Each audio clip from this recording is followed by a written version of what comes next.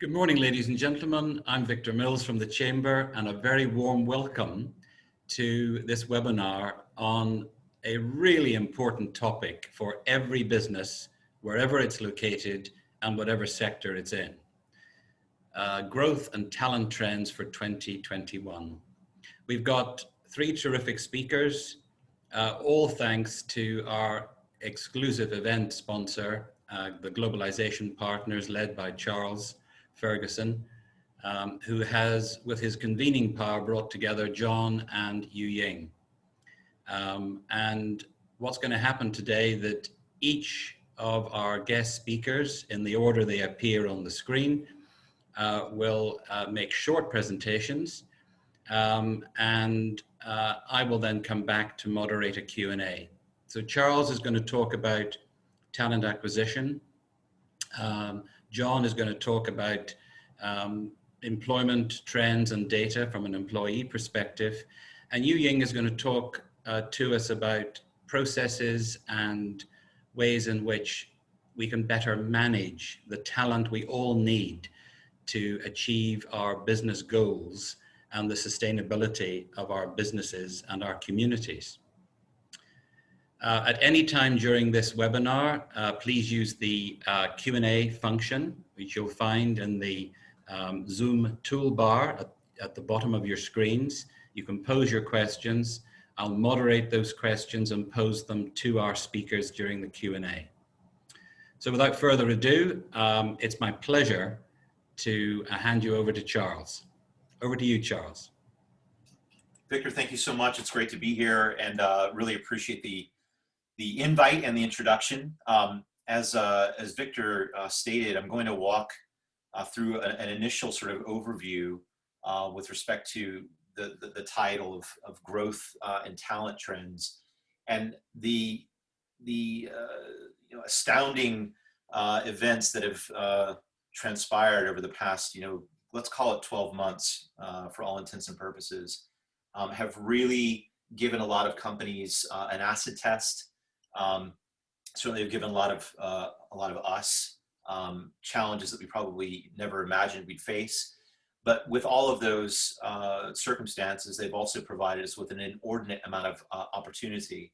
And I think you can start to see, despite challenges, despite many areas of concern around the economy, around our businesses that we're responsible for, there are these green shoots of transformation.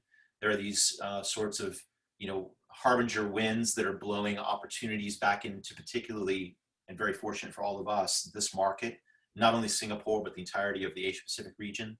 And what I'm going to do for the next few minutes is just walk you through a very high level overview of some of the trends that we're starting to see with respect to growth and talent. This is based upon research that my organization has conducted around the world around this particular topic. We extracted a couple of key variables, a couple of key points that we're going to share with you. And then we're very fortunate to have Yu Ying and John with us, who will add some detail and some color to some of the aspects that I'm going to raise. So I won't steal anybody's thunder. I'm just going to kind of touch on the points and then open it up for my panel colleagues to go through the conversation with you. Now, during the course of the conversation today, in addition to being the first guy to kick off, I'm also going to perform the role of Vanna White, and I'm going to flip the slides for everybody. I'm going to be steering today. So if you'll give me a moment, I'm going to share my screen, and that will be the extra fun task that I'll take on today. So somebody give me a virtual yes if you can see the slides. Maybe Victor, if you're not on mute.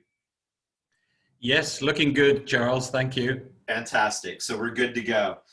Let me start off with talking about some of the business growth trends we're seeing in 2021. So I think it's fairly obvious to everyone on this call that the number one word of the day, today and yesterday, and probably for the next remaining part of this year, is resilience.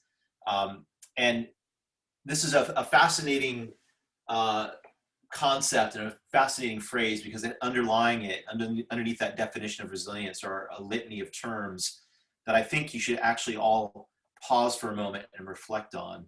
And the reason I say this is because just by virtue of your attendance today on this call, we all have probably pivoted in a manner and a means by which we did not imagine possible just 1 year ago. Virtually every company in the world in some capacity had to do a full stop, almost interrupt-driven immediate pivot to remote work. And you should all pause and pat yourselves on the back because you've done a phenomenal job of it.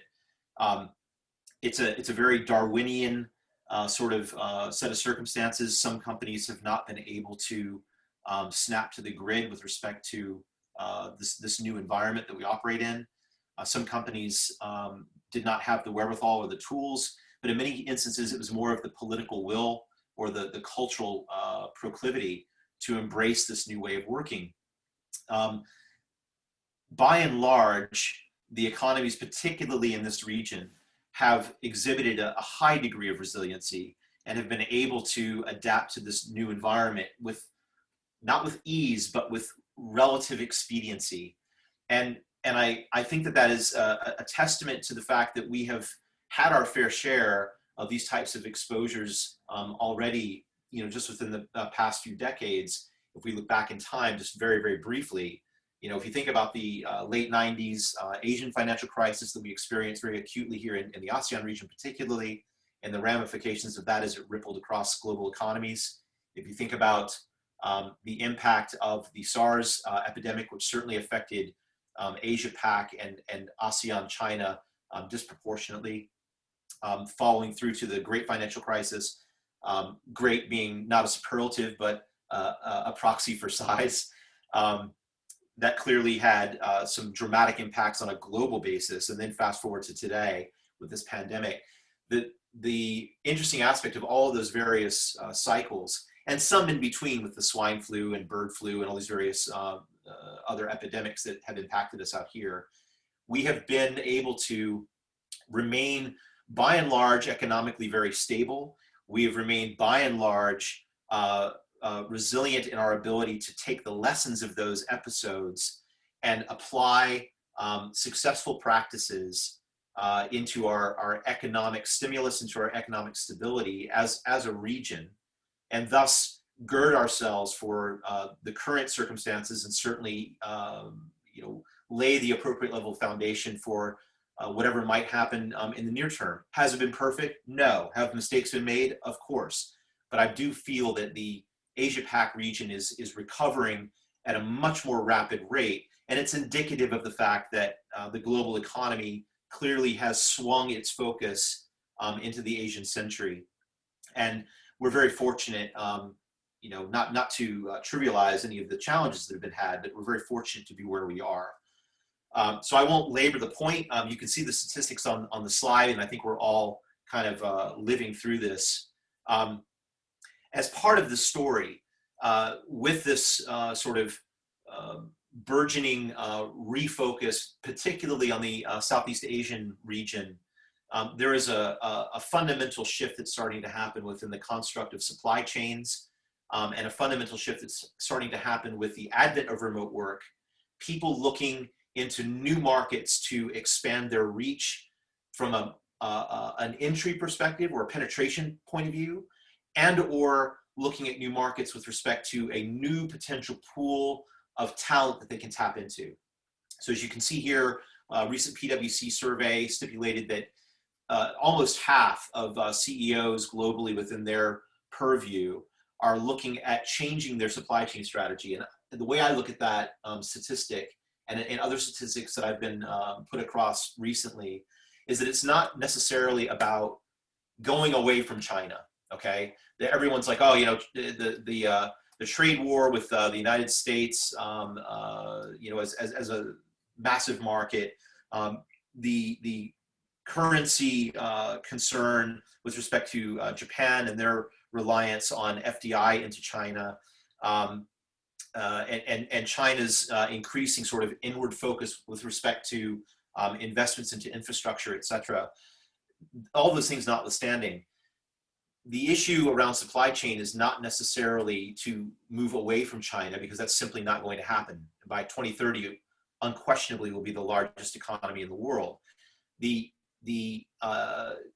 sort of strategy now is not just in time, it's now just in case. So it's about moving your resiliency from the mindset of your teams and your business to business continuity and business disruption protection, particularly from the supply chain. When countries freeze up borders, or when nationalist policies bring constraints into the value chain and the labor pool, you need to have a way and means by which to access new markets for consumption as well as for production. And this is feeding a huge influx of interest into the Southeast Asian markets. It kind of culminates with the November signing of the RCEP agreement, which, as everyone on this call should know, is the largest trade bloc in history. It's 30% of the Earth's population. It's 30% of global GDP. It's not to be trivialized or made to seem like an academic exercise. Within the next decade plus, 90% of tax tariffs on the vast majority of goods and services that it covers will be removed across that trade bloc, with 15 pretty significant countries involved. The original 10 here in ASEAN, and then our friends to the north with China, Korea, Japan, and then our friends to sort of the south and southeast with New Zealand and Australia. So it's a phenomenal story, and we're right in the center of it here at Singapore. Make sure I keep this thing going. So with those shifts in supply chain, with those shifts in sort of market attraction, comes this unique opportunity to start and explore, where are we going to get our talent? And are we going to, kind of pick top talent out of respective markets, or are we going to shift centers of talent acquisition and talent management into hubs, or what is our strategy going to look like? The reality is that from an economic perspective, and from a demographic point of view, which I think John is going to go into some good detail around in his conversation as well, we have a very unique shift from heretofore established and very mature markets to that which would become more attractive for businesses from these markets in emerging markets. And I want to call out specifically, and I'll move on, but it's not a low-cost labor arbitrage strategy. It's not being driven by a cost emphasis. Absolutely, cost is a consideration, but it's not the primary driver. The primary driver is that the developed nations are starting to fall into a down cycle with respect to aging, with respect to access to higher education, with respect to the empowerment of digital transformation, which we in this region have been sort of the recipient and beneficiary of. Those overinvestments in legacy sort of processes and infrastructure and technologies. They have a lot of debt they have to pay off. We, on the other hand, have been able to, I hate this term, but leapfrog over, or maybe navigate over some of those growth initiatives that were germane a couple of decades ago and go directly to the current environment, where our demographics, our infrastructure, and the technology that's needed to enable and empower our populations have culminated in this nexus point. We've got a very young population, and we're very fortunate. So if you look at the Global Talent 2021 from Oxford, you can see that there's a surplus of talent in the emerging markets that are extremely well educated, that are young, that are ambitious, and that are looking to take their ambitions and manifest them into incredible careers. And what's beautiful about this entire story is that with the advent of remote work and with the changes that have taken place across the globe, catalyzed or exacerbated by the pandemic, but not caused by the pandemic, we have this unique opportunity to now expand our reach, both for talent pool and talent acquisition, as well as markets to penetrate with hungry, upwardly mobile middle classes to enable our businesses to grow beyond our domestic markets. With the advent of remote work and models like the employer of record model, which Globalization Partners brings to the table, you're able now to hire anywhere in the world in as little as 12 hours without the need to go through the traditional methodology of establishing legal structures in scale at that point. So as I say, it's very important to consider those areas as you're thinking about how you're going to take advantage of the growth catalyzed by what's happening in the recovery phase, the exit phase of this pandemic. as one of our ministers here in Singapore said the other day, this is not going to be everyone gets a shot and we're back to normal. The next 3, 4, 5 years is going to be a gradual sort of coming to grips with this new reality. And John and Yu Ying are going to give you some more color commentary around that. But please do, download the report. It's on our website. It'll give you a lot of insights into what the remote work employee skills and perspectives look like for how to kind of grip this opportunity. And then with Yu Ying and John, they're also going to be able to provide you not only with insights today, but access to other materials to continue the conversation. And we'll have a round robin panel discussion afterwards. We're looking forward to answering your questions. So I'll turn it over now. I've probably gone over time, and bring it over to John Antos to take us on the next stage. Thanks, Charles. Thank you everybody for inviting me here today. What I wanted to do was kind of pick up where Charles left off and really talk about how do we go into this next year, which is going to be different than last year. Still, as Minister Wong was just saying, it's still probably going to be a pandemic, but it's a bit different.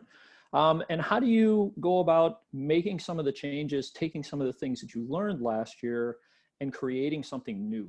Because we're not really going back to how it was. And I've been spending some time at ADP. I'm fortunate to run both the strategy, lead the strategy, as well as the marketing for the entire Asia Pacific region. And for those of you not familiar with ADP, we're one of the world's largest payroll, human capital management, HR services firms. So I spend my time talking to a lot of HR leaders all around our region here. And I haven't had a single one of them really since maybe call it March last year that have said, we're going to go back to how things were. There's going to be things that have changed. And the reason that things have changed in a lot of cases is because the employees that you have at your companies, their expectations have changed. And so today we're going to talk a little bit about that. I'll share some data to try to give you a few data points about how to think about that as you transform your business this year.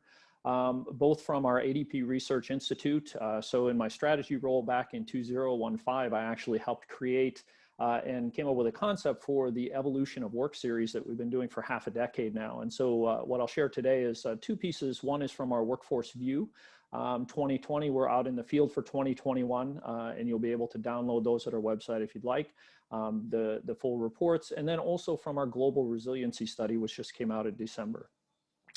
So first of all, what I think that we've learned here, and especially true in Singapore and around Asia with the way that we've dealt with the health crisis, is the decisions are going to be made of health first and then business. So we're willing to sacrifice businesses, we're willing to send people home, we're willing to change working models to protect health, which is the appropriate way to do that.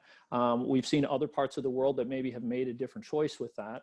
But what that's led to is the idea from the employee perspective of how do we come back to work, right? And what you've seen now is in a number of different surveys in Straits Times and other places, this idea of health thresholds. And really in some of the more recent ones, if you take an average of those polls, about 3 out of 4 of your employees are going to have health thresholds when they think about how to re-enter the workforce, how to re-enter an office environment.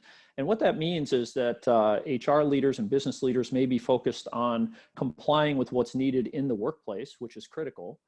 But the employees are thinking about, my ride on the MRT, where do I go out for lunch? What's my ride home? They're considering the entire time outside that they may run into people. And all of those things are going to play in their minds as you think about how do we transform, how do we reopen, offices, and in what format should that take. And the second factor will be the economics that come along with this. And so we haven't really seen a global economic crisis, as Charles was kind of laying out, a positive uptick, I think, this year, but this will probably be the steepest global situation that we've seen since really, the 2008, 2010 type financial crisis. And the one thing that we do know is that after the health condition is more or less under control, the economic issues that have been brought by this will still continue. So businesses and HR leaders and companies and employees are going to be working through what's a slower generally economy, right? There will be a few more people out of work. And so what you'll see here is individuals will be concerned about their employment. And we see that in some of the data with actions they're already taking. They're going to have higher savings. Businesses may be concerned about order flow or talent retention.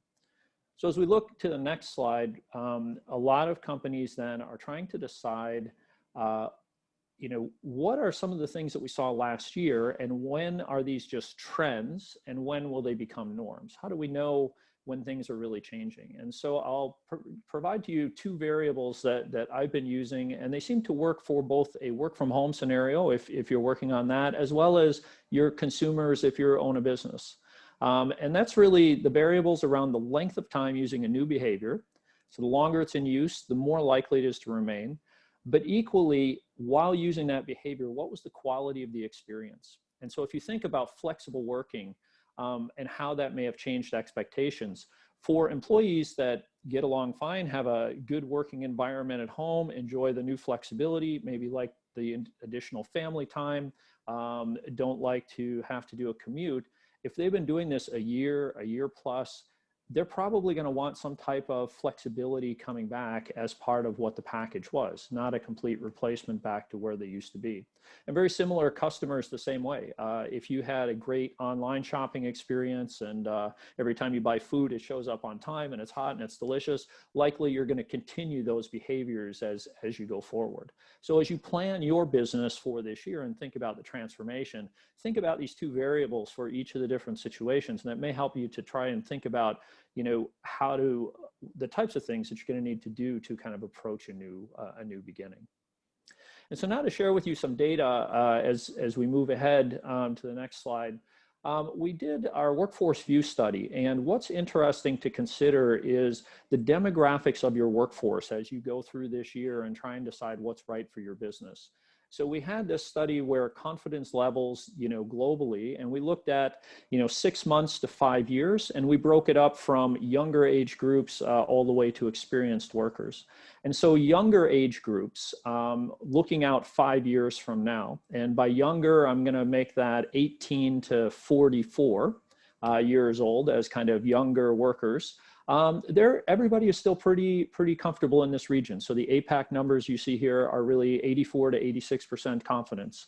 So very high that, 5 years from now, things will be pretty good.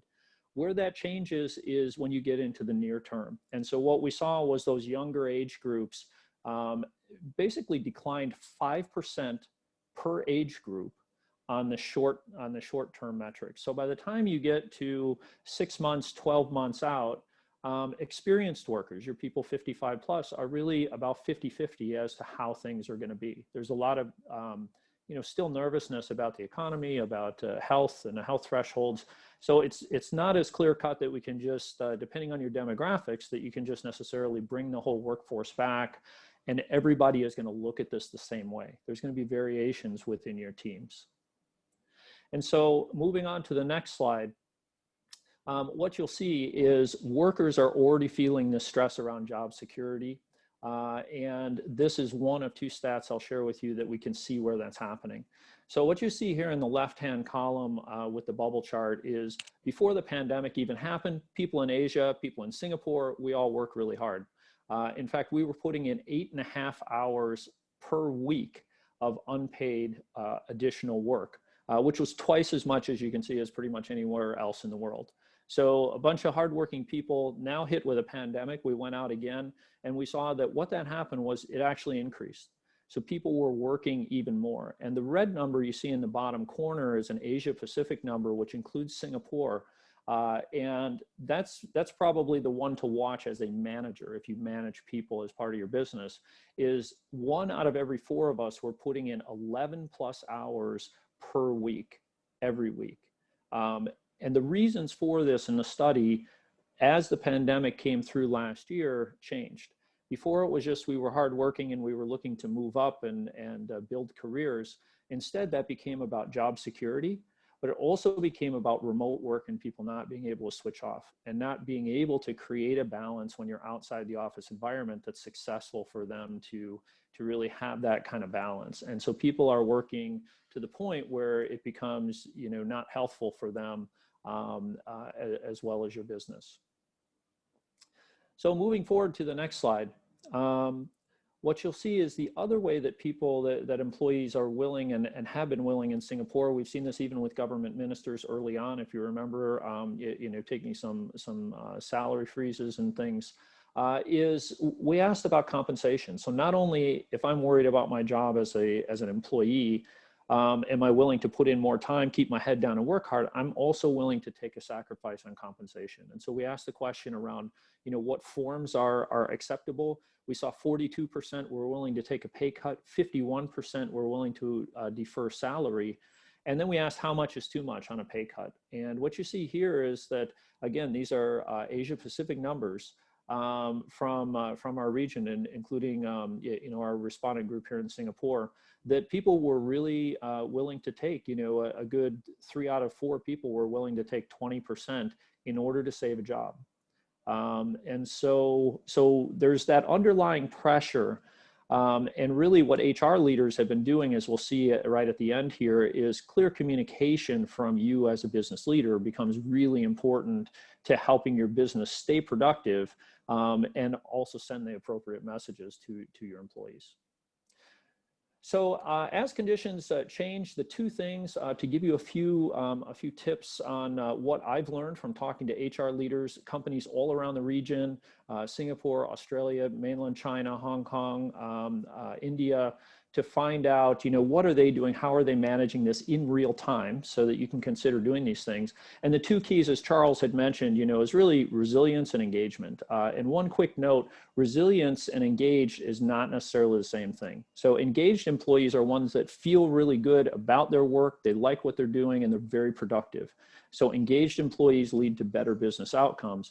Resiliency is more the ability to, resilient employees are the ones that can handle unexpected changes and adapt well to those situations. And so the best combination, as we see on the next slide, is when you create alignment in your business between these two things. So resiliency, as Charles was mentioning earlier, when we looked into our global resiliency study, what we found out was it really revolves around 3 things if you want to build this into your business. For each employee, what you're really looking for is, can I trust my teammates? Can I trust my team leader? Can I trust my senior leader? And so what we found was that creates that resiliency. People feel that as they come to work. And if they could agree with 2 or more of those statements, they were 3 times likely to also be fully engaged, which means better productivity and better results for your company. If they agreed with all 3 of those, if you have that real alignment in your business, what you're going to get is a 15 times greater engagement amongst your employees, which is terrific for a business, because as you're changing, if they're resilient and able to manage the changes that you bring this year, and they're engaged and really love what they do, that's definitely a recipe for success for all of our businesses coming up in 2021. And just to round out on the last slide, a few things that HR leaders have said that they're already doing. And I know Ying is going to talk about a few of these going forward. As I mentioned before, expectations have already really changed. And delivering communication that delivers certainty to people. Are we going to go to the office next month? I don't know, this, that. It leads everybody to be uncertain. If you say we're not doing it for 6 months, people will invest in a good chair. They will enjoy working from home, and you'll build some of that engagement that you need. Space and tools. Everybody thought, we were gonna get rid of a lot of office space. And what HR leaders are finding is the increased amount of health threshold space needed. So the gaps that you need in your office, we can't have small little rooms that a lot of people gather in for lunch. Once you begin taking all that out, you end up with the same amount of space, but less people. So that has been kind of a surprise for a lot of HR leaders. It wasn't what they expected going in there. And then really around roles and talent. So a number of people, HR leaders, said one of the first things that they did in their business was go out and hire their alumni. These are people that left for some reason, maybe a partner or a spouse got transferred out of a geography. And as Charles was saying, the geographical boundary of how you can hire people has now changed. And so immediately, if you've had great employees that have left your firm for some reason, they would still love to work for you. A lot of companies immediately last year and this year are going back and hiring those people because the productivity curve is very short. They know the business, they're going to be great employees, they know the culture, and they can get started right away. So you see a lot of changes, a lot of different things that are being built in by HR and business leaders for all of us to be successful. And the exciting thing is we're all doing it in real time. So it'll be very exciting to see how it turns out at the end of this year. Thanks so much. Hi, thanks, John, and thanks, Charles. So I'll continue on from where Charles is. So my name is Yu Ying. I'm the founder of SFL, and we are a remote work platform. So everything that has been said today is really interesting. And in my role capacity, I've had the privilege actually of working with HR leaders and corporate real estate and facilities leaders as well. So I've seen some of the best practices that have been put into place, and I'd like to share that with everyone over here. So if you could move on to the next slide. So one of the things that I've heard a lot from talking to corporate real estate leaders is that everyone feels that remote work or a hybrid form of working is very likely to continue. But they are also concerned as well that the solutions that they have implemented to date may not be perfectly suited to them, right? So, we refer to the data. So this is the resilience of Singapore workforce data that is from Singapore Human Resource Institute and also from Engage Rocket as well. Sorry, back to the first slide. So basically what they found was that 2/3 of employees actually said they wanted to work from home at least 50 to 75% of the time. And if you think about this, it's very understandable, right? I mean, when you work from home, you get to enjoy a lot more flexibility, better work-life balance. You might be there when your kids come home from school. And you also then forgo the commute that you have every day. Here in Singapore, our commute time is 84 minutes per day. So that's a substantial amount of time saved.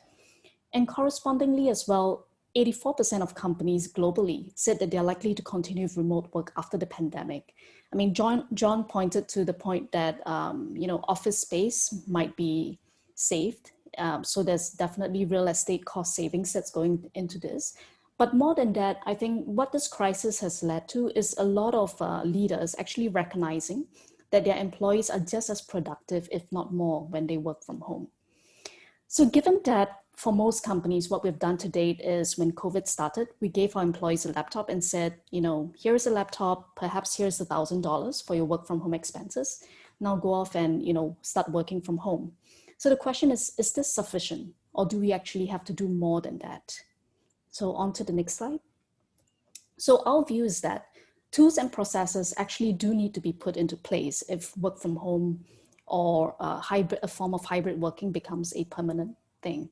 And this is, the mathematics shows this. So previously, prior to COVID, we would have 1,000 people in our HQ here, probably in the CBD area. When COVID started, this then became 1,000 people in 1,000 different locations in their homes here in Singapore. And if you think about this, if remote work were really to take off and the infrastructure was put into place and policies put into place by companies, what is there actually to prevent geography from being a barrier to remote work? So in that case, say 5 years from now, you may then have 1,000 people working throughout a dozen APAC countries here in Singapore.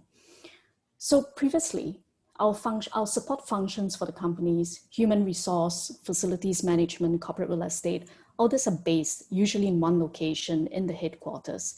Now, our support functions also has to support these employees who are spread across different countries over here in APAC. So the question is, how are we going to do this? On to the next slide.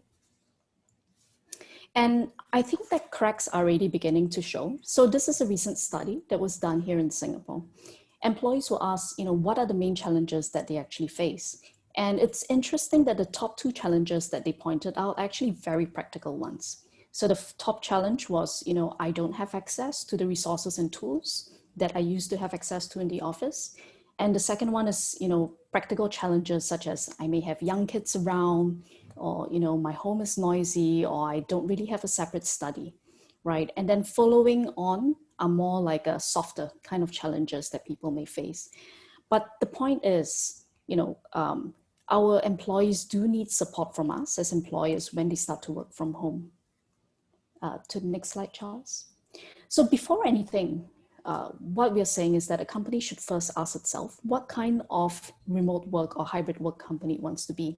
So these are the various questions that I think there can be an internal discussion on. So what kind of remote work would it like to enable?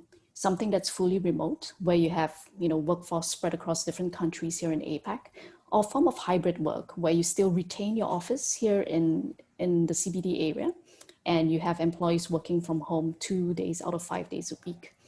Related to that, will remote work actually change our hiring practice? Are we just going to hire purely within Singapore? Are we going to expand our recruitment to Malaysia for Singapore jobs, or to Thailand and Indonesia and so on? And then on to the softer aspects of it, how will we maintain our culture when colleagues cannot see each other every day?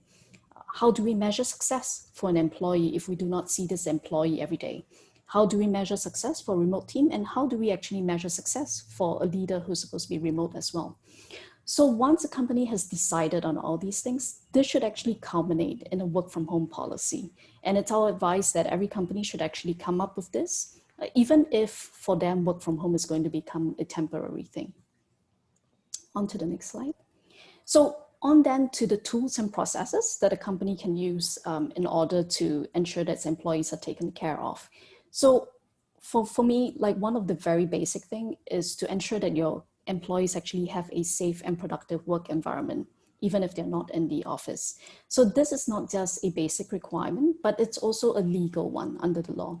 So here in Singapore, and I believe in many Commonwealth jurisdictions and overall in APAC as well, there are laws to protect your employees from risk when they actually work from home or work in the office. So here in Singapore law, we have the Employment Act and also common law as well. So one of the things that employers will need to do is that first they will need to help the employees to assess their work from home environment. Is there any safety risk? Is there any ergonomics risk there? And then they will need to educate their employees on like, how do they best work from home? What are the things that they can do to reduce the stress that they may face? What is the proper ergonomic posture and so on. And based on that, if the assessment reveals there to be any gap in the employees' workplace setups, the employers will then have to fill in the gaps according to their workplace policy. So this is something that's very basic, and it's also something that companies can do in-house if they actually have an ergonomics team. They could also outsource this to multiple vendors, or they can look for an agency such as ours, where we actually have an integrated platform that allows the company to do this. On to the next one. All right, the second largest thing that we have seen feedback from HR leaders is that they're concerned about their staff's mental and emotional well-being. So we all know that remote work has been extremely stressful, not least because it's during this period of a pandemic. So this is something that leaders would really need to look at. And the support that they can provide for their staff, it falls within two brackets here. One is that, based on, they should look at the staff's contribution based on the results that the staff actually achieve instead of time spent. So the days when we could assess how our employees were doing just by scanning the office floor, those days are over if our employees are actually working remotely. So senior management could work with more of the middle level managers to train them on how do they establish proper KPIs for this stuff. How do they track the milestones, whether project milestones has been achieved, and how do they actually help their staff to create the visibility so that the staff do not feel that, hey, I'm working from home and my manager doesn't know whether I exist. That leads to a lot of anxiety for staff. The second thing that leaders can do is that they can help their employees to feel recognized. So this, I would term it more under the softer aspect of things. There could be events such as, regular recognition events, appreciation events for staff, or even like a celebration of Thanksgiving and Christmas, something to make staff feel like they're still part of a company and, my company is still around.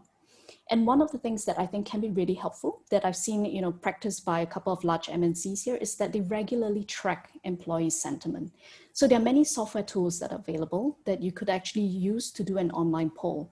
Check in with your staff every day. So how are you feeling today? Do you feel that your manager is paying you attention and so on? So this can help give you a very useful snapshot of a point in time as to your employee sentiment. Right, on to the next one. And of course, cloud-based tools for collaboration and communication. I believe that most of us sitting here in the audience are already practicing this today. So cloud storage and video call and screen sharing, I think most of us are very familiar with this. And digital transformation, the pace of digital transformation has really taken off. But two things that I'd like to point out over here as well that I've seen some successful companies make use of. One is a project management software. So this is still something that I think, has to take off here in Singapore. When teams, especially teams on transactions or on sales, have to manage their project internally, it can be quite hard to create visibility on whether certain deadlines are being met or certain tasks are being done. So project management software such as Asana, Trello can be used for this. And I think another tool that will be very useful for employee engagement is also a HR management or payroll management kind of tool, such as what John is providing with ADP. So you no longer need employees to submit physical leave forms, or you no longer need them to email HR to ask them, hey, how many days of leave do I have left? Employees should be able to look on an online system and see all this information for themselves. So this will really, I believe that COVID will really speed up digital transformation here for Singapore companies. On to the next one. And coming to the last part, hiring for internationally remote workforce. So I believe that this is a decision that every company has to make. If remote work were to take off, the proper infrastructure and the proper policies for remote work were put in place, there's nothing to prevent someone from Singapore on working for a job based in Thailand. And there's vice versa as well, nothing to prevent a Thai person from working on a Singapore job. I believe that the only barriers here are probably legal, tax barriers, maybe time zone barriers, and a language barrier. And these could be overcome. So there are various tools that are put into place to enable this, to help companies to at least deal with the tax and legal requirements. And that's, for example, an employer of record kind of organization, such as what Charles is heading up. So basically, I believe that once we have all this infrastructure and policies in place, then we can truly enable our workforce, our remote workforce, to be productive. Okay, thanks. Thanks, Charles.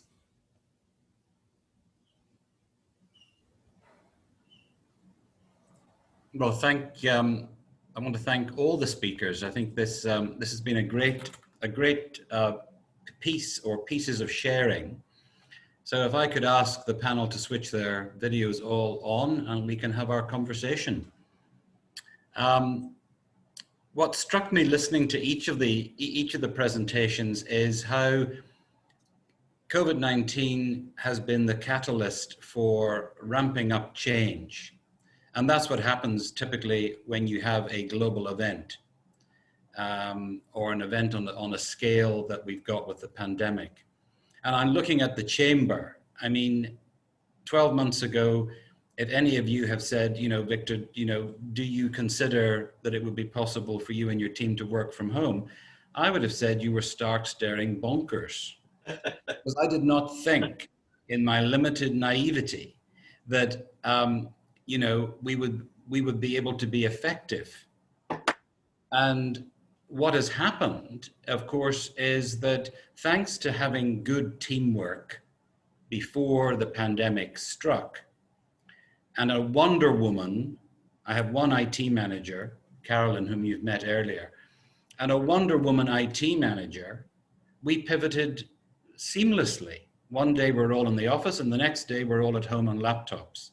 And it worked. And the surprising thing for me was not only did I enjoy the experience and still do, but many of my team members do too, so that I've given them the choice that after all this is over, they will have the choice of whether they want to work from home or come into the office.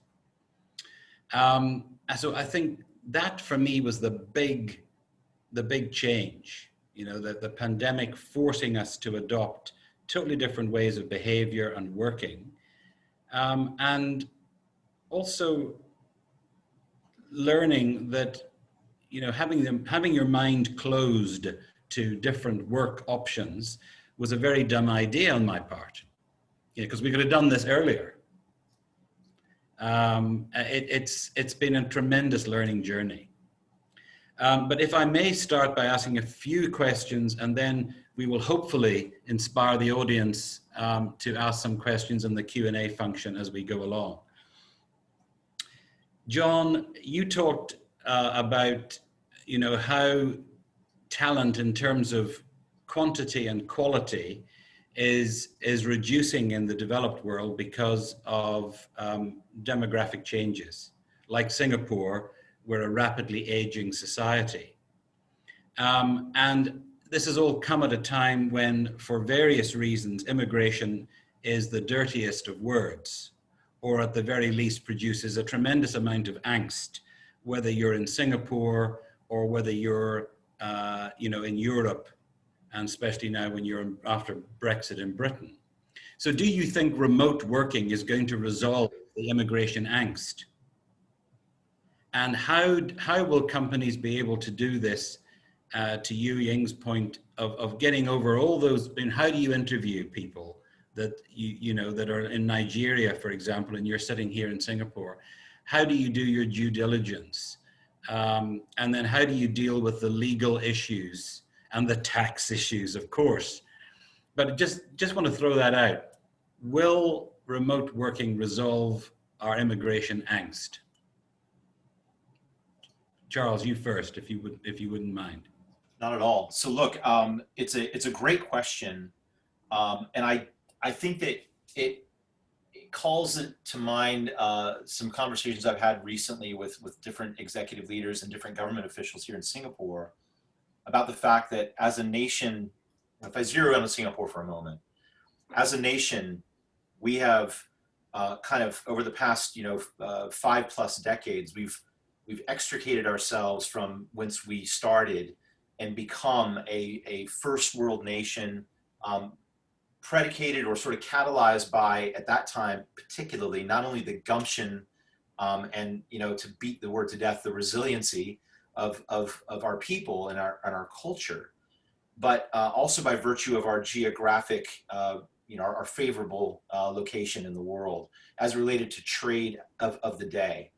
What's interesting is that this glimpse into a more digitally enabled world that we're all being exposed to at this point is giving rise to the idea that in order for Singapore as a nation to evolve itself to the next level of unique value proposition, we have to consider our geographic stance from a digital perspective, not from a physical perspective.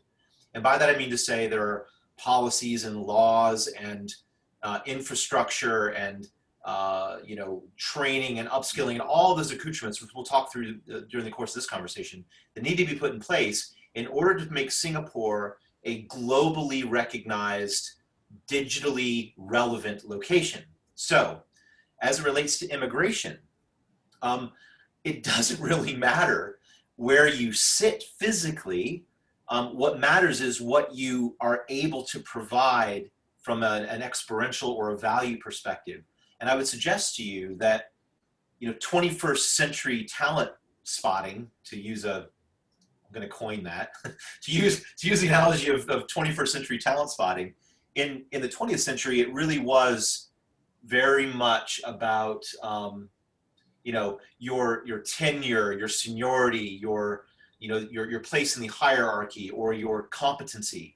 And I'm not necessarily suggesting to you that the competency issue goes away, but what I am saying is that there are a number of other sort of characteristics that become highly germane to pointing out top talent. I call it DICE, right? And DICE is determination, it's insight, it's curiosity, and it's engagement. And those kind of 4 key talent attributions are not, there is no market that corners those. Those are, a penchant for seeking new experiences, ability to gather information and get insights, a knack for using, EQ and logic to persuade. And determination is everyone's, being exposed to challenges they need to bounce back from. So to put it in the context of your question, is it about, about immigration? I think that certainly we as a nation here in Singapore need to reassess how the younger generations and those that are active in the workforce today view work, what the definition of work is and what work and value means. I say this, by the way, I don't want to throw out any negative vibes here. I'm a Caucasian, but I'm a Singaporean citizen. So when I say we, I really mean we, okay? I'm not some flighty, uppity expat who's coming in here trying to tell people how to suck eggs. I've been here for a long time. So I'm saying that as an example, the type of work that we have heretofore allocated or delegated to foreign workers needs to be reassessed and redistributed to the population as a matter of national service. And I do believe that we are facing an existential threat if we do not kind of reinstitute some pieces of the original Majula spirit, the original Kampong spirit that the nation came from, by virtue of the fact that the pioneer generation, the Merdeka generation, they had to struggle, they had to overcome odds, they had to go from point A to point B. The folks who are coming to the workforce now are starting from point B. So they're not really exposed to a degree of struggle or a degree of work to the extent to which our previous generations here in Singapore, as an example, had to deal with. So instead of wringing our hands over immigration and what are we going to do, I think we should get our own population back to work.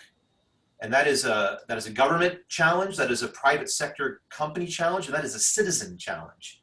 And so I don't think we should be casting dispersions towards the concept of immigration, because we need to have constant infusions of diversity and new ideas and new skills. And we need to also be looking beyond our shores to export the Singapore model into other countries, particularly in our neighborhood. But it should be a reciprocating relationship, and we need to change our perspective on what it means to do valuable work, what that really leads to. So I'll get off my soapbox and turn it back over to you. Well, I mean, there's an awful lot of very good themes there that you've talked about. Because with you know, the angst about immigration is one thing, but then if you're a company and you're starved of talent, or you can't find the talent that you think you need in order to achieve your business goals, you can now go abroad and find that talent. Precisely right. Provided you can manage all the dependencies, and for a small business, that's going to be quite tough. You know, how do you know that the Nigerian or the German you're going to employ, you know, how do you do that due diligence? Ying, have you got some thoughts on around due diligence? And we'll come back to some of Charles's broader themes later. I rant. So in terms of due diligence, I think that's a very interesting question, right? I mean, because previously when you employed people here in Singapore, you could rest assured that whatever happened, you could always pursue them, you know, under the strong legal system that we have here. But as you said, like if we hire someone in Nigeria, what's going to happen with that?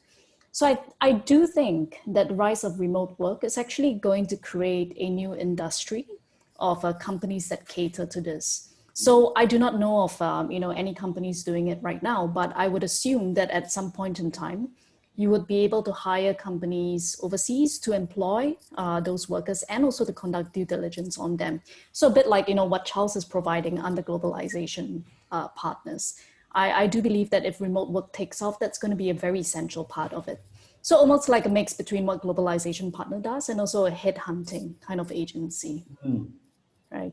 And to your point about immigration and nationalism, you know, frankly, I think that that's also something that I'm concerned about. I've been thinking about it a lot, because right now, if remote work truly were to kick off, if companies actually put the infrastructure in place and the policies in place to enable it, what's going to happen is that this war for talent is going to spill beyond our shores. It's going to be a global talent war.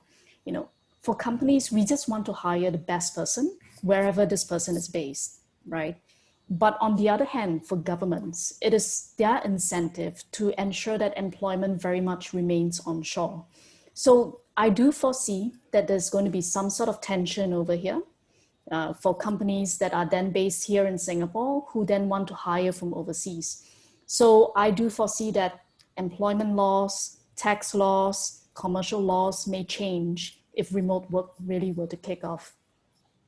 Yeah, thank you. I mean, there's a lot of implications, and I think the one you've sort of highlighted is key for any government, because what you don't want is a hollowing out of job opportunities for your own citizens, and at the same time you want the businesses to succeed because you need the tax revenue to support your social agenda and the development of your economy. So it is pretty tough. John, I want to come to you, if I may, and just you very eloquently talked about the difference between the demographics of the workforce and how they feel about now and the future. And not surprisingly, the mature workers, and of course I have a deep self-interest in this question, being 62 next month, the mature workers of 55 and above are of course feeling insecure. And I'm just wondering, is one of the changes, do you think, that will happen is that with the pandemic, remote working enabling more people, will that reduce the ghastly problem of ageism that we have in our workforce and you see around the world, including in developed economies in the United States and Europe and so on, where age has become a negative and therefore it increases that demographic cohort sense of insecurity? What are your thoughts? I know it's a great question, and I would say it definitely does have the potential to do that. But I would also say that in this last year, looking at economic studies in many different markets, cities, countries all around the world, what you see is that actually it's been the younger workers that have taken the brunt of job loss and feel the most stress.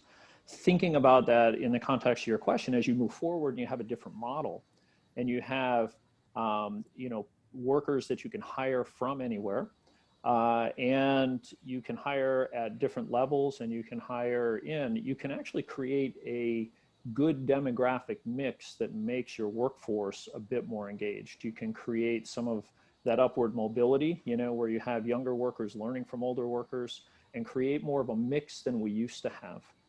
And I think that's actually going to be easier. And I think gig work is the other thing that we talk about. So people taking not necessarily full-time roles, that's terrific for a lot of experienced workers that maybe actually don't want to do a 14-hour-a-day grind anymore, but still have a lot to offer, right? And can be very productive. And to be able to hire those people in as a remote worker, doing certain specific roles in a more diverse ecosystem, talent ecosystem, is a thing I think that all businesses actually can benefit from. One comment on what Yiying said, I think and I don't have any data on this, it's just a feeling, that I've had. I think actually for Singapore and for most governments, what this does is if you do open up the talent walls, as Yiying was saying, it puts pressure on all of us to be better employees, quite frankly, to step up our skills. But what it does is it's not so much the workforce, because I think companies will thrive in all countries. I think it puts pressure on the education systems within those countries to deliver the type of education so that your workers are either employed within your borders or are employable outside your borders and paying taxes either way. So I think that that education, personal learning, and the onus on all of us to be as smart and as talented and as good as we can be for our companies, wherever they may be, is going to be the new future. Yeah, very, very interesting. I mean, I think what I hope will happen is that the age is not the factor, whether you're 22 or 62, it doesn't matter. It's your relevance to that particular company, your character, your ability, your level of engagement, and most important of all, the quality of your output. Because I think for me, that's been the key message, looking at my own team, and where the majority of us have been working from home for nearly a year now. And in output has not suffered. And I, of course, in my naive pre-COVID days, that was my concern. It wasn't that I was some sort of control freak and wanted to look out and see a crowded office. It was very much about worrying that output would suffer. It didn't suffer. In many cases, output improved.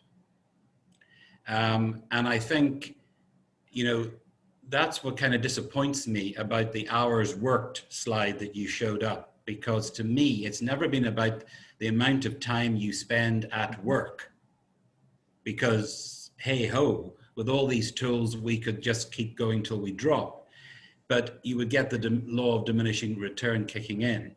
It's all about the quality of the output. It's not about the number of hours you take to produce it. And I think that's something that employers are beginning to understand better. And of course, in our society in Singapore, it's a very mixed picture. You know, you've got sophisticated local and foreign firms that operate in a very sophisticated way with all the support and all the rest of it that Yu Ying was talking about, you know, ergonomics and access to employee assistance programs for stress management and so on.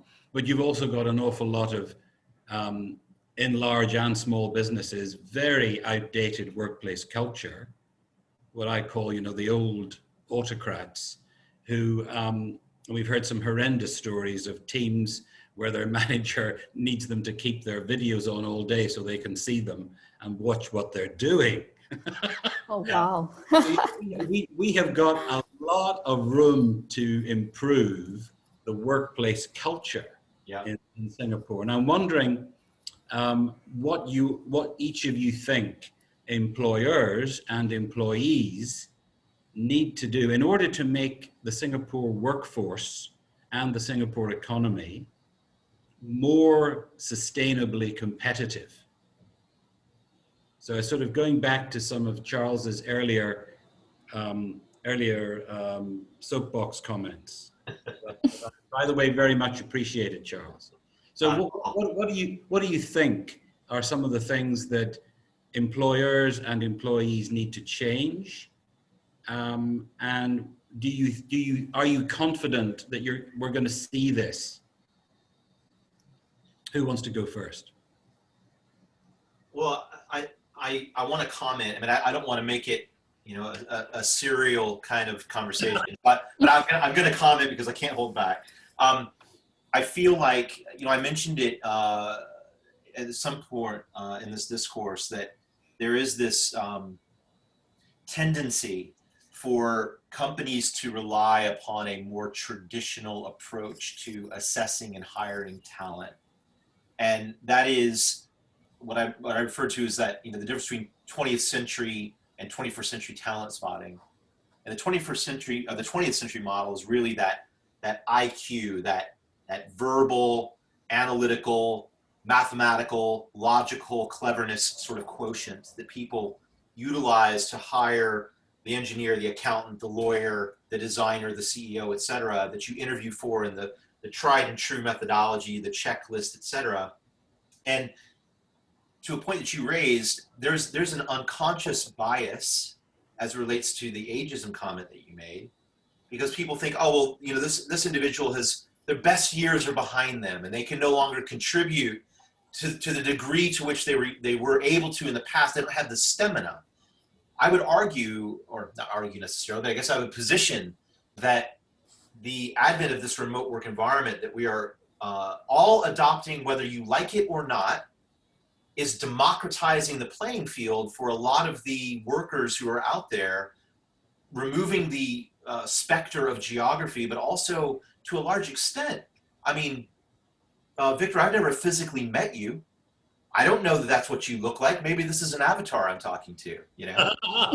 Right? So my point being that in the new world order, as things become more and more digitally tending, it could be the case that I'll simply understand your ability to deliver value by, to some extent, yes, your experience, but just by engagement with you and by your output, as you just rightly pointed out. So therefore, who cares where you are and who cares how old you are? It's about results.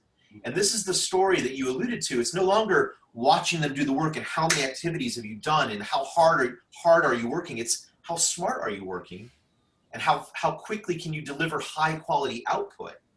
And that, I think, has an impact to our perception in this country around the effectiveness, the efficacy, and the competitiveness of our manufacturing, which constitutes like 40% of our GDP here in the country. I think it has a lot to do with how we design our education system. So I mentioned earlier that DICE model, that determination and those other qualities. Does our education system align, to John's point, to those types of characteristics, that type of resiliency, as opposed to the things that I just mentioned, the verbal, analytical, mathematical. Do we do well on the PSLE? We rock it. We nail the PSLE.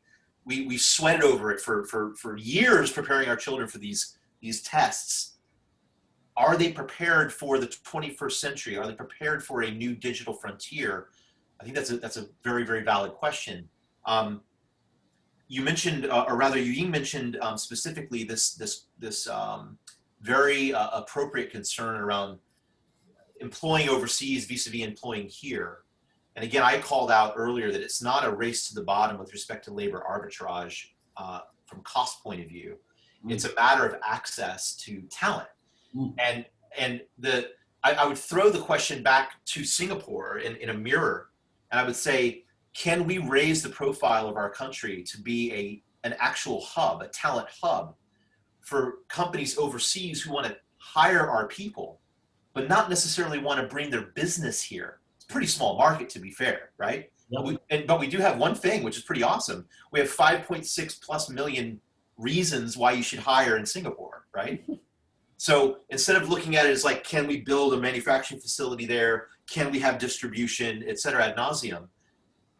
Another way to look at it, I'm not negating that, but another way to look at it is, can we look at Singapore from a policy and investment perspective as a talent location and hire people there, just as much as we might position that a software development company that's born and bred in Singapore can't find Python skills, so they hire someone in Vietnam, not because it's cheaper, but because it's plentiful. So we need to, as a nation and as a government and as a group of private sector employers, look at what's missing and then work together to fill those gaps. And I think it does start with education and training, but I think it takes a sense of urgency, which I don't necessarily feel right now. Okay. Yuying, what are your thoughts on how employers and employees can collaborate to make our economy and our workforce and our businesses more competitive? Yeah, so I mean, I would like to allude to the point that you made earlier about, ageism, unconscious bias. So I think that that's definitely one way that employers will need to change. So I was talking to someone the other day. He's an academic studying this area of remote work. And he brought up this point to me that what remote work has really done is to formalize a lot of the interactions between employees and also between employees and employers as well. So previously, when you would walk into office and have a lot of informal communication take place, like a tap on the shoulder or chat in the pantry, right now, all these are taking place by way of Slack, by way of emails. So it's very possible from a technological perspective to be actually tracing the digital signals of who is talking to who and who has said what and so on. So it's a scary thought, but on the other hand as well, I think it will lead to a leveling out of the biases that traditionally, has been very much a part of any company's culture. So ageism, it's one, gender discrimination might be another, or racial discrimination and so on. Because right now, like all these things can be seen, everything is being recorded and everything is being formalized. So I think that what that is going to lead to, hopefully, from a very optimistic perspective, is a more level playing field for everyone. Whatever their race is, whatever their gender, or whatever their age is, right? So that everything can then be tracked on a very output-driven kind of metric. It's not a matter of like how long you stay in the office. A lot of people stay there as long as their bosses are there. Once the bosses leave, and then off they go as well, right? Yeah. So that is something that has been very common. And, my hope is that with remote work, it will be a lot more of a fairer playing field for everyone involved. John, what about the vexed topic of employee engagement? Because traditionally Southeast Asia does not score well, and that includes ourselves in Singapore. What do you think needs to change to up the level of engagement? Because I think that's even more important than education. Every time we have a government minister, and we have them frequently as our guest speakers, this topic of education, irrespective of the minister's portfolio, always comes up. And they hear this from everybody that, that is always super critical of our education system.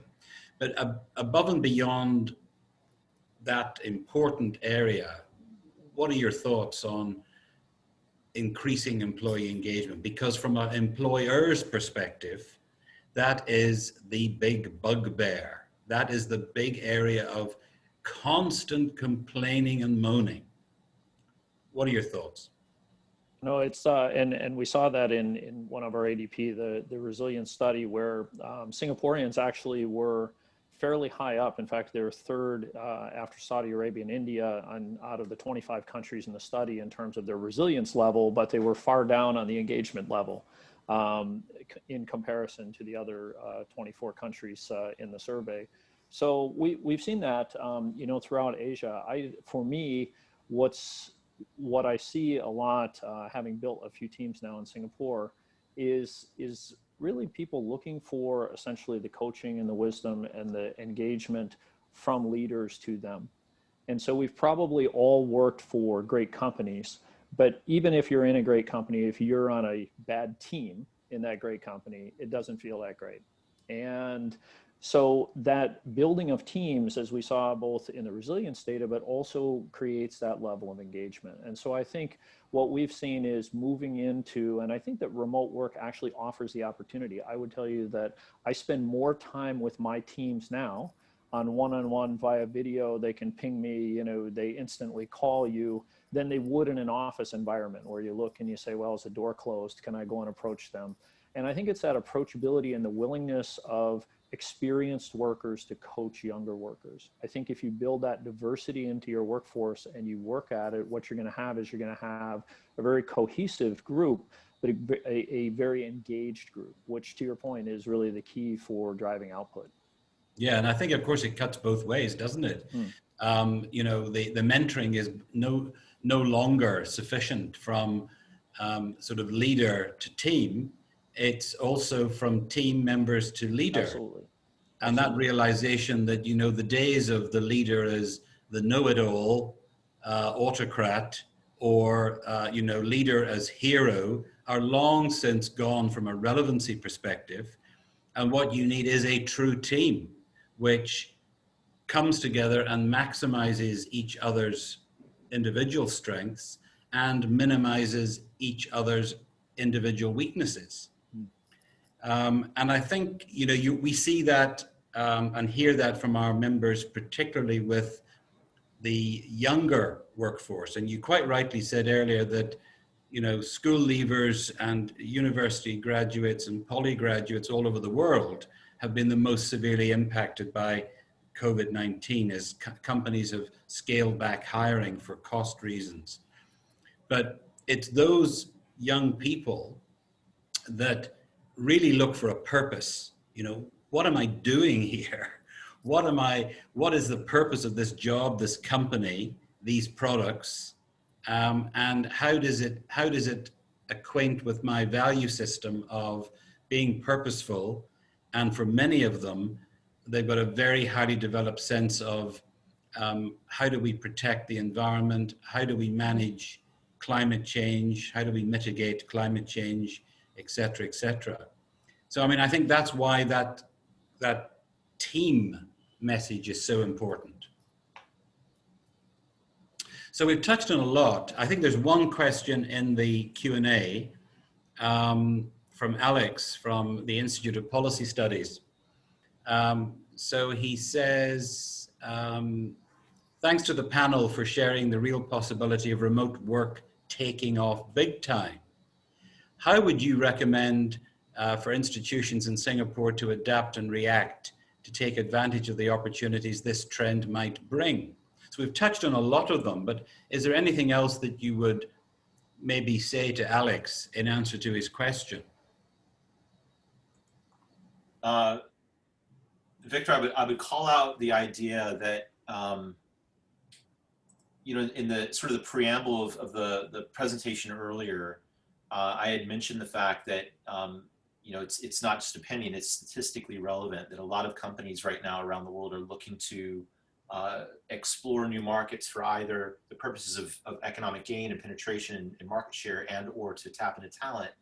And I would suggest that the advent of this remote kind of access to both markets and to talent, particularly in our region, is a great opportunity to, at a very low cost and a very little amount of risk, at least test a particular market that you heretofore have not had the wherewithal or the ability or the political will to go in and try. And I say it's without very much risk because there are models out there that will allow you to, metaphorically dip your toe in the water and for a period of time just assess, the applicability of your business model or your product market fit, or, the wherewithal of a particular partner, a particular distribution channel, et cetera. And based upon success, make that investment and really go all the way in, or should it not be as successful as you wish, pull back out without having to sort of really unwind and really, make that huge amount of investment. There are a litany of different examples of this out there, and it's been catalyzed by, what's happened, because a lot of companies now are sort of, waking up. But I would even hark back, an example that I would provide just to show you this isn't the first time. It's just that we have a much more expeditious way to do it. If you go back to the end of World War II and look at what happened in the United States specifically, where the military complex in California specifically had brought on board, all of this talent that were incredibly sophisticated engineers, all working for the military complex to design, processes and do manufacturing, all these great things. And when World War II ended and the stimulus of that production impacted the United States economy, all these people were kind of put out of work. And the American economy went through a period of pretty dramatic decline before, they cranked up another war with Korea. It started going in that direction. But the point is that there were these two individuals, last name Hewlett and Packard, who were sitting in California and saw this opportunity for all of this talent that was out there. And they reached out, and against their better judgment, or actually in their better judgment, maybe against their colleagues' better judgment, they went out and started hiring these people. Mm. And as the economy sort of pivoted back into place and started to accelerate again, guess what? HP had the best and brightest and most competent and most experienced engineers in the world, and took them on a trajectory that one could argue still lasts today. The point being, you have this unique opportunity, this unique point in time to go out there and test new markets and test new ideas and bring in new talent at very low cost, at very low risk, and just try. There's a metaphor, people might not get it, but in the United States, there's a very popular NHL hockey player called Wayne Gretzky. And Wayne has a famous quote that is, "I missed 100% of the shots that I never took," right? You can apply that to any sport, but the point is, what have you got to lose if you can find a model that shows that it's expeditious and low cost comparatively? There's an opportunity right now, buy low, sell high. I mean, it's as old as the market. So I would say that this opportunity, to the gentleman's question, is manifest right now, and you need to take advantage of it while you can. Thank you. I would like to draw our conversation to a close by asking each of you, what would be your key advice to business leaders? And we've got quite a few HR professionals in the meeting as well. What's your sort of key takeaway advice to them before I sort of wrap up and conclude? Yu-Ying, you want to start? Sure. I mean, I think for me, speaking to the people that I've spoken to and being in the industry as well, I do think that the move towards remote work is inevitable for many companies. Because if you do not do it, your competitors will. And if your competitors do it, they're going to get a lot more advantages, both in terms of the talent that they recruit and in terms of their lower operational costs as well.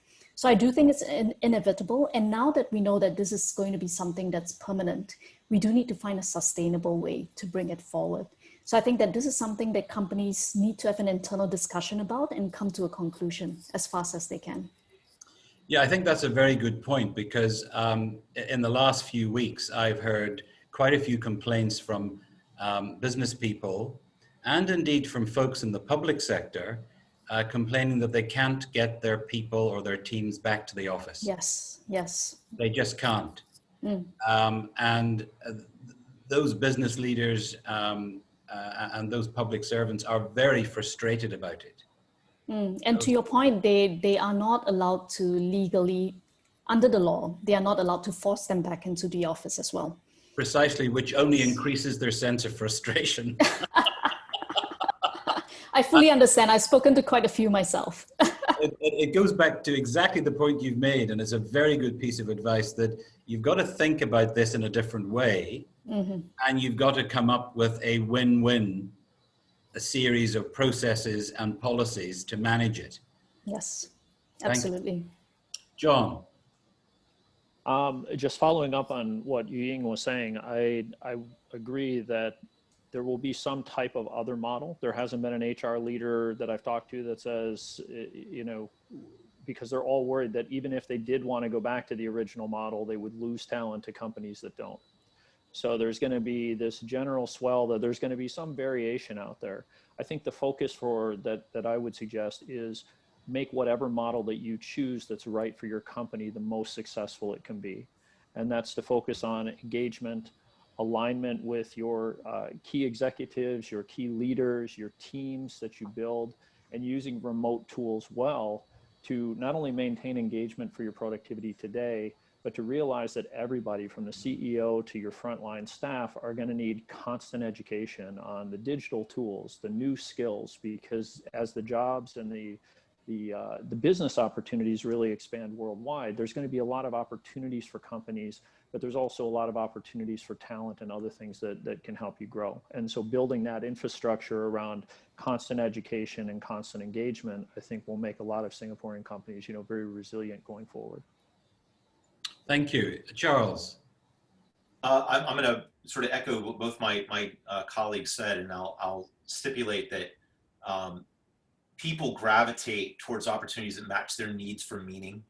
And in order to get that put into place, companies really need to spend some time, given what's happened in the world, really defining their mission and their values and their vision for what they want to do as a company. Understand who they are, how they work, how and where they want to grow, and underpinning all of that, keep continuing to think and act with the same level of urgency that you did when you realized that people weren't going to go back to the office anymore, right?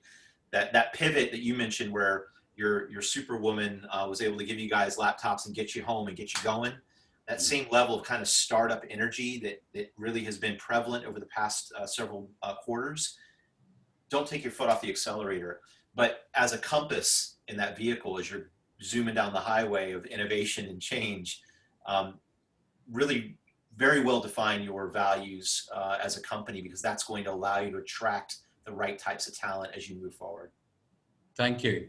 I was going to end it there, but I can't ignore Jack's question in the inbox, because we have spoken really about the service sector of the economy, and he's saying, you know, in retail is suffering so badly. The talent pool is so limited, demand is not really coming back. What would your recommendations be for those in that sector of the economy on a long-term strategy? It's a great question. An excellent question. I'll start with a cliche comment, which is the digital transformation that retail is being forced to experience. I'll relate it right back to my act with urgency point. You know, the pivot of the model from the traditional methodology of delivering that retail experience, if you can somehow bring that into this virtual world and go out there and attract these consumers, because they are out there. They do want an experience, but it can't necessarily be delivered in the same methodology that it's always been delivered in. I know that's a cliche comment, but my wife is going through this right now. She's in retail. She had her business. She's had to go completely online, and it's a painful experience, but it's getting there. You got to make the effort to see if you can save your business. I mean, I'll just add to what Charles is saying as well. So one of the things that I've definitely seen is that retail is suffering, and bringing it online is definitely a solution that almost all retail businesses are going for. But if you look at it on a more granular level, I think that the retail businesses that are really suffering are those based, in town and in the CBD area.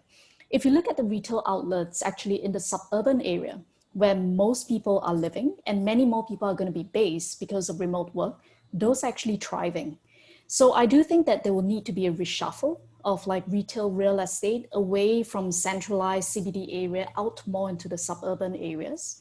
I think at least in the short to midterm, that could be a strategy that can help some retail businesses thrive. Yeah, what we've had, so we have a very large kind of fashion retailer as a client. Lots of stores, what they've been looking at is trying to understand first how their consumers still want to buy from them.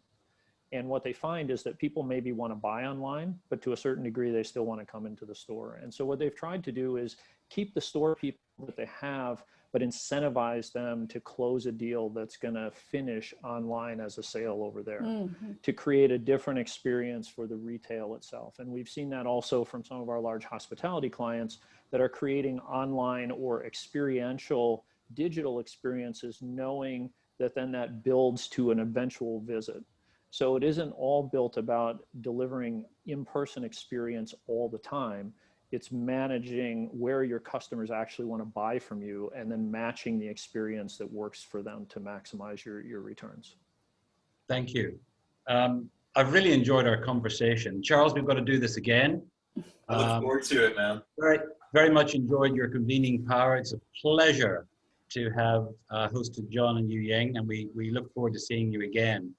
I mean, in conclusion, because we've just run out of time, ladies and gentlemen, in conclusion, it really all boils down to attitude. The attitude of each employer, each company, each employee. And we're in a process of enormous change, but also enormous learning, enormous opportunities. And I think, Charles, you hit the nail on the head when you said, don't take your foot off the gas pedal. And I think that's absolutely true, because to bring it back to home in Singapore, we have been guilty, because of our exceptional and extraordinary success within a generation, of falling into the complacency trap. And it's very clear that there is absolutely no room for complacency for any business leader, any public servant, or any employee. So on that note, I want to thank all of you as speakers, all of you in the audience. And if there's anything that you think we could do better in the chamber, or a theme or topic you would like us to explore and help you with, just drop us a line to here-to-help@sicc.com.sg, and we'll be delighted to do so. So from John, Charles, and Yu Ying, and all of us at SICC, goodbye for now, and take care. Thank you. Bye-bye.